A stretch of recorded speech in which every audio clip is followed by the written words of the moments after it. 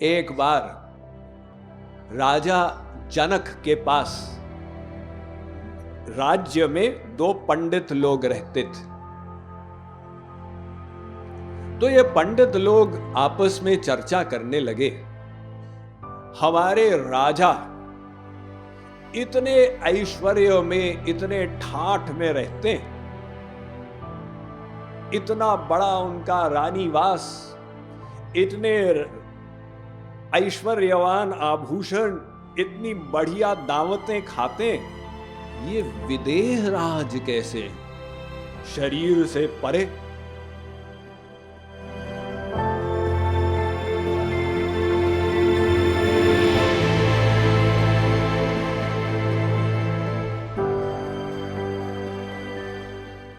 तो एक पंडित ने कहा, चलो इनसे जाकर पूछते हैं। दूसरे ने कहा, भाई ऐसा मत करो, ये राजा लोग खपती होते हैं, पता नहीं किस समय कैसी आज्ञा दे दें। पहले वाले ने जिद की, नहीं नहीं नहीं नहीं, हम तो चलेंगे ही। तो उसकी बात को मानते हुए दोनों पंडित गए। उन्होंने कहा, राजन, हम आपके राज्य के दो ब्राह्मण विद्वान हैं, लेकिन हमारे मन में ये शंका है कि आप इतने ऐश्वर्य वैभव के मध्य में रहते हुए शरीर से परे विदेह राज की उपाधि को कैसे प्राप्त किए हुए? उनके प्रश्न को सुनकर तो राजा जनक उबलने लगे। तुम दोनों की ये हिम्मत, एक राजा से ऐसा प्रश्न करते हो कि हम विदेह राज कैसे हैं? तुम जानते नहीं हमारी क्या शक्ति है, हम तुम दोनों को मृत्यु दंड देते हैं। बुलाया सिपाहियों को, ले जाओ इन दोनों को। लेकिन आज उनकी अच्छी खातरें करना, बढ़िया से दावत खिलाना, बड़े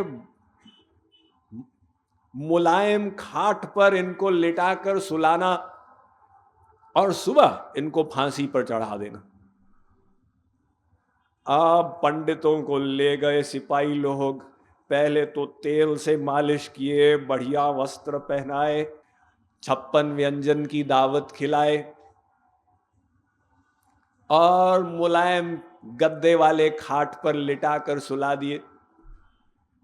अब वो दोनों पंडित लेटे तो हुए थे खाट पर, नींद नहीं आ रही थी। रात भर यही चर्चा करते रहे। उसने कहा, दूसरे वाले ने, कि मैंने तुमको कहा था नहीं जाना चाहिए, अब चले गए, अब दोनों का गला कटेगा।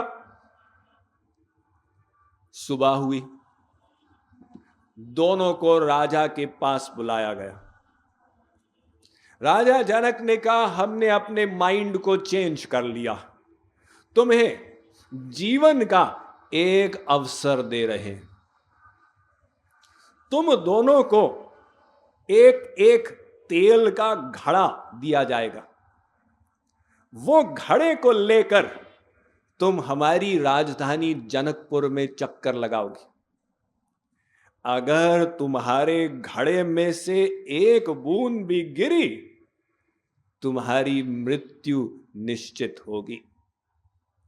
लेकिन अगर ठीक ठाक तुम घड़े को वैसा ही वापस ले आए, तो हम तुमको बख्श देंगे, माफ कर देंगे।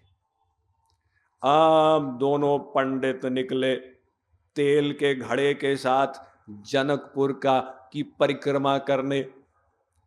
रास्ते में सिनेमा हॉल आए, रेस्टोरेंट, होटल आए, सर्कस आई, लेकिन उनको तो ये चिंता थी कि हमारे घड़े में से एक बूंद न गिरे। तो बड़ी सावधानी पूर्वक दोनों पंडित पूरी परिक्रमा करके वापस आ गए। राजा ने कहा, तुम लोगों ने ठीक ठीक हमारी शर्त को पूरा कर दिया, हम तुमको जीवन दान दे रहे हैं। तो राजा ने कहा, एक बात बताओ, कल तुम्हारी इतनी खातरें की गई, तेल से मालिश की गई, और इतने मुलायम गद्दे के खाट पर तुम सोए, क्या तुमने वहां पर कोई आसक्ति की? क्या तुम्हारा मन उन वैभव में गया? अरे महाराज, हम तो रात भर चिंतन करते रहे कि कल सुबह मरने वाले हैं। अच्छा, तुमने हमारी राजधानी की परिक्रमा की, वह भी विभिन्न प्रकार के आकर्षण थे। क्या उन सब आकर्षण में, उन सब विषयों में तुम्हारा मन गया, कहीं ललचाया? महाराज, हमें फुर्सत कहाँ थी, हमें तो अपने अपने घड़े पर पूरा ध्यान था। तो राजा जनक ने कहा, यही तुम्हारे प्रश्न का उत्तर है। तुम मृत्यु के भय के कारण, मृत्यु हमारी हो सकती है, ये ज्ञान को मन में रखने के कारण तुम इन सब विषयों से अनासक्त रहे। तुम्हारा प्रश्न था कि वैभव के मध्य में मैं विदेह कैसे रहता हूं। इसी कारण से रहता हूं कि मैं सोचता हूं मृत्यु कभी भी आ सकती है, टाइम वेस्ट नहीं करना है, जल्दी से जल्दी कर लो, पता नहीं अगला क्षण मिले या न मिले। तो यही जीने की कला महापुरुषों ने बताई कि मृत्यु को भुलाओ मत, मृत्यु को तो याद करो। एक भक्त कवि थे नारायण, उन्होंने कहा, दो बातन को भूली मत, जो चाहसी कल्याण। अगर कल्याण चाहिए तो दो बातों को मत भूलना। किसको? भगवान को न भूले। अरे भगवान को याद करना ये तो बच्चे बच्चे को पता। वो कहते हैं, नारायण एक मौत को, दूजे श्री भगवान। पहले अपनी मृत्यु को याद करो, फिर नंबर 2 भगवान को याद करना, वरना तुम पोस्टपोन करते जाओगे। अभी तो मैं केवल 25 वर्ष का हूं, मुझे 50 वर्ष और जीना है।